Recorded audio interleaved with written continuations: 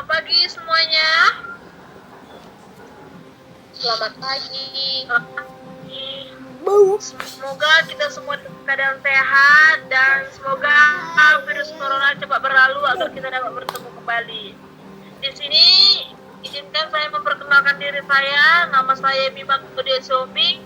Di sini saya sebagai moderator dan saya banyak berterima kasih kepada dosen penguji 1, dosen pembimbing dan para audiens yang mau ikut seminar online ini dan memateri saya. Saya persilakan untuk memperkenalkan diri. Baiklah, terima kasih kepada moderator. Perkenalkan, nama saya Eka Deborah Zebua. Di sini saya akan memaparkan sebuah video hasil dari seminar proposal saya.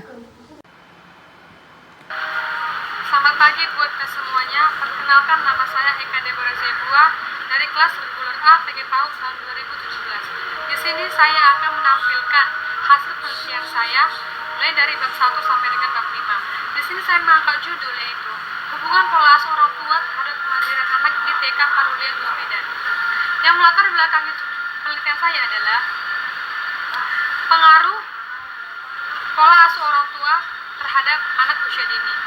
Dan rumusan masalah yang saya dapatkan di dalam penelitian saya terdapat dua. Yang pertama adalah apakah ada pengaruh pola asuh orang tua terhadap kemandirian anak usia dini, dan yang kedua seberapa besar pengaruh pola asuh tersebut kepada anak. Yang menjadi tujuan penelitian ini adalah untuk mengetahui pengaruh pola asuh orang tua terhadap kemandirian anak dan tingkat besar pengaruh pola asuh orang tua terhadap kemandirian anak usia dini. Adapun manfaat penelitian ini adalah terbagi menjadi dua, manfaat teoritis dan manfaat praktik. Nah, secara teoritis, sebagai bahan kajian dan bahan pertimbangan akan pentingnya menumbuhkan sikap kemandirian anak, dan secara praktik, sebagai masukan pada sekolah tentang perlunya penyusunan program sekolah dan pembelajaran dengan memperhatikan pola asuh orang tua dalam proses menumbuh sikap kemandirian anak usia dini. Adapun faktor-faktor yang menjadi penghambat pola asuh orang tua terhadap anak adalah yang pertama tingkat pendidikan orang tua, dan yang kedua status ekonomi, dan yang terakhir adalah jenis pekerjaan orang tua. Populasi penelitian. Dalam penelitian ini saya mendapatkan dua kelas peserta didik. Yang pertama kelas B1 berjumlah 11 orang, kelas B2 berjumlah 12 orang, dan sebanyak 3 pengajar ataupun 3 guru.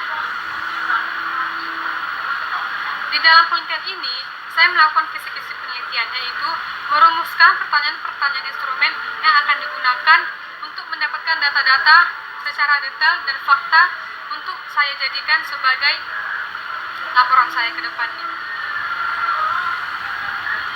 Instrumen penelitian. Di dalam penelitian ini, saya melakukan dua instrumen. Yang pertama adalah angket, dan yang kedua adalah skala pengukuran.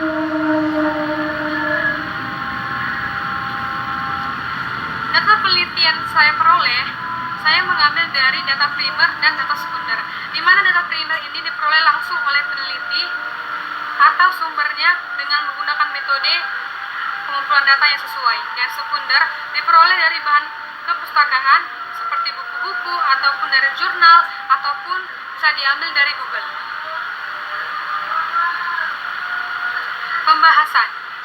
Di dalam penelitian ini saya telah melihat bahwa kemandirian anak usia dini di TK Parulian sudah berjalan dengan baik, di mana orang tua memberikan pola asuh kepada anak seperti dengan cara memakan sudah membiarkan dia sendiri, memakai baju sudah membiarkan dia sendiri.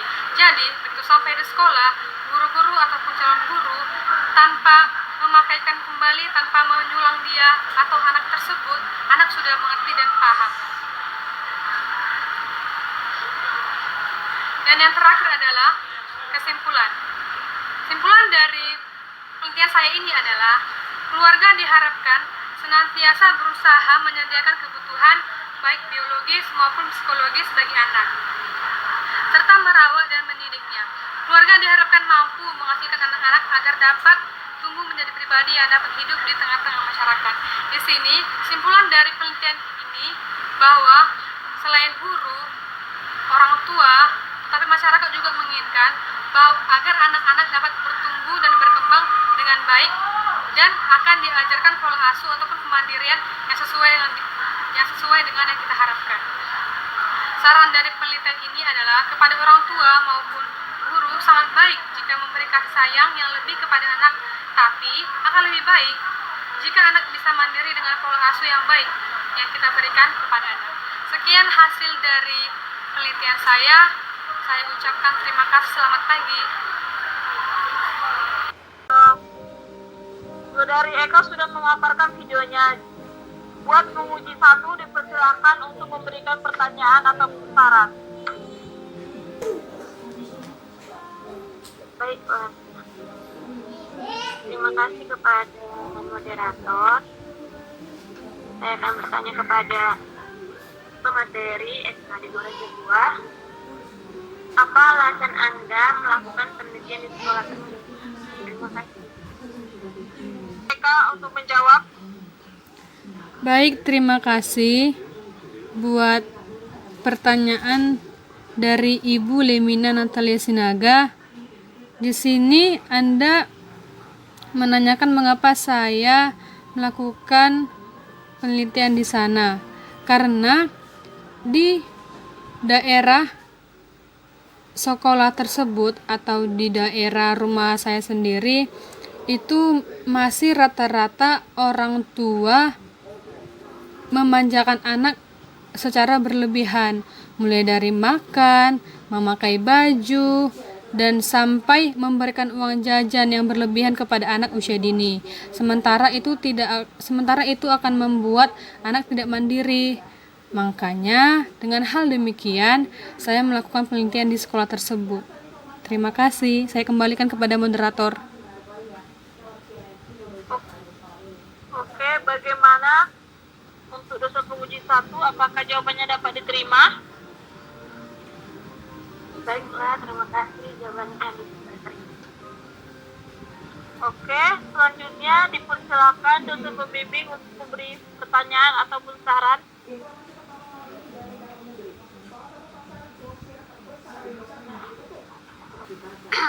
Mulai nih. Bertanya ataupun memberikan saran. Oke, di sini saya sebagai pembimbing jalannya seminar Anda, coba Anda jelaskan kembali solusi apa yang harus kamu berikan terhadap permasalahan Anda yang Anda teliti. Terima kasih. Silakan Saudari Eka ditanggapi. Baik, terima kasih buat Ibu Sela Novita atas pertanyaannya. Di sini saya akan mengulang kembali apa solusi yang diberikan untuk mengatasi anak yang kurang mandiri di sekolah tersebut.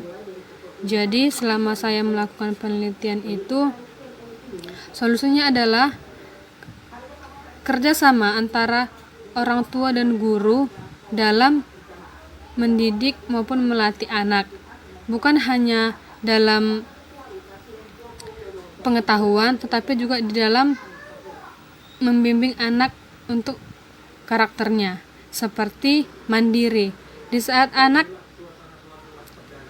mulai dari keluarga sudah diajarkan untuk seperti makan sendiri, memakai baju sendiri, nah itu akan terbiasa ke sekolah tanpa guru memaksa anak pun atau guru terlalu letih untuk memberikan anak pengarahan. Anak sudah paham karena sebelumnya sudah ada kerjasama antara keluarga ataupun orang tua terhadap guru. Terima kasih, saya kembalikan kepada moderator.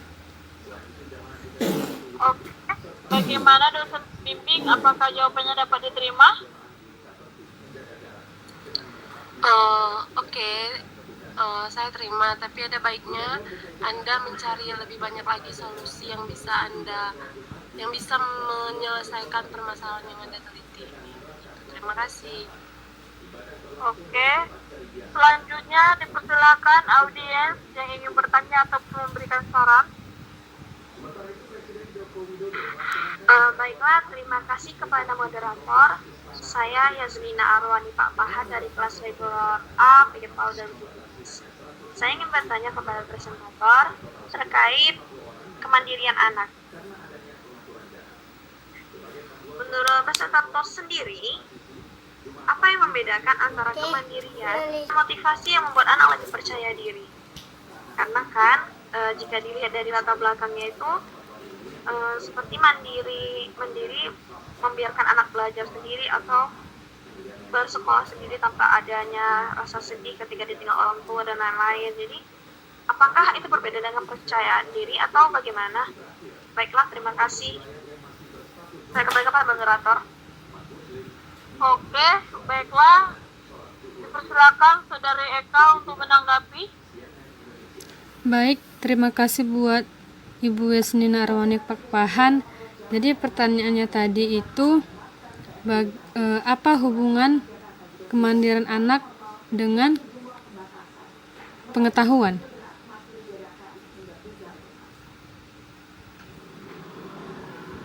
Seperti itu, Bu.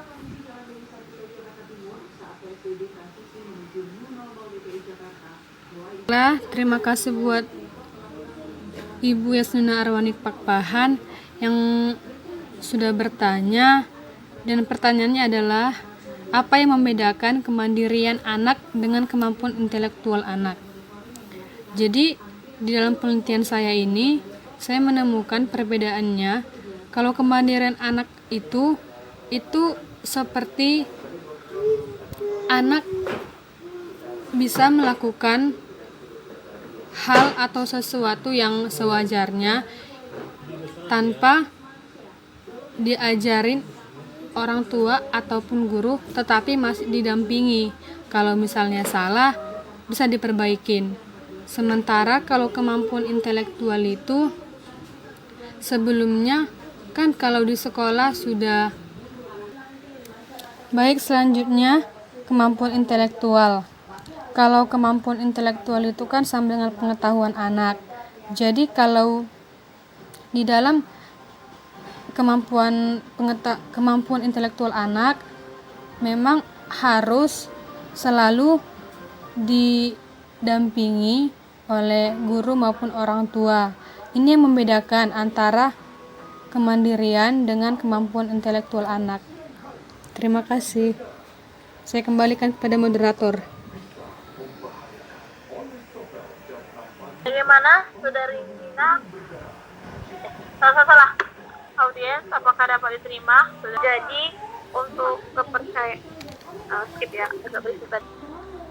Saya akan meralat jawaban saya karena pertanyaan Saudari Yasmina adalah apa perbedaan kemandirian anak dengan kemampuan kepercayaan diri anak.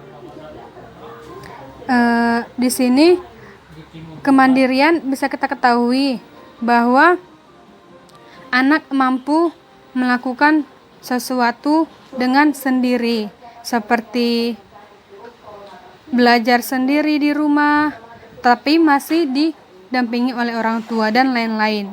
Kalau kemampuan baik, selanjutnya kepercayaan diri, di mana anak mengakui kemampuannya.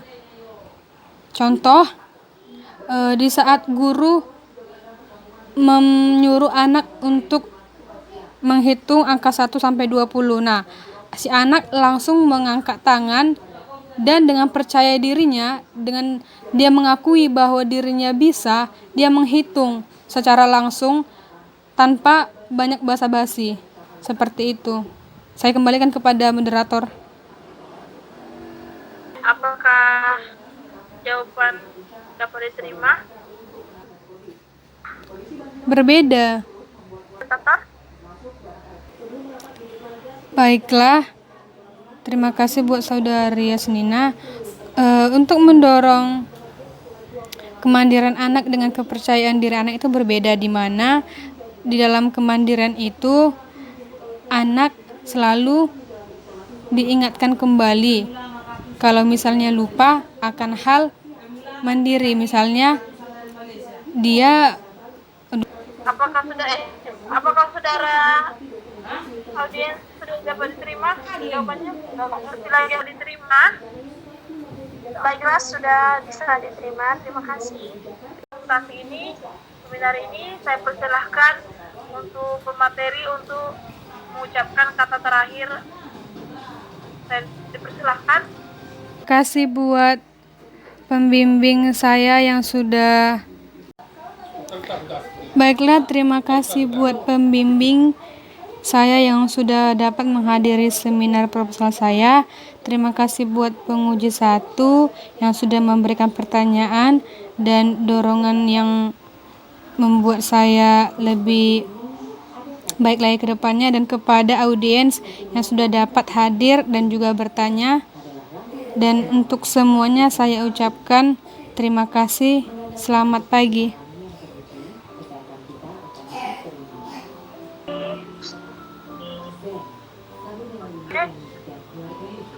Sebagai moderator, kalau ada kata yang salah saya mohon maaf. Saya akhiri. Terima kasih banyak. Selamat pagi. Pagi. Bye.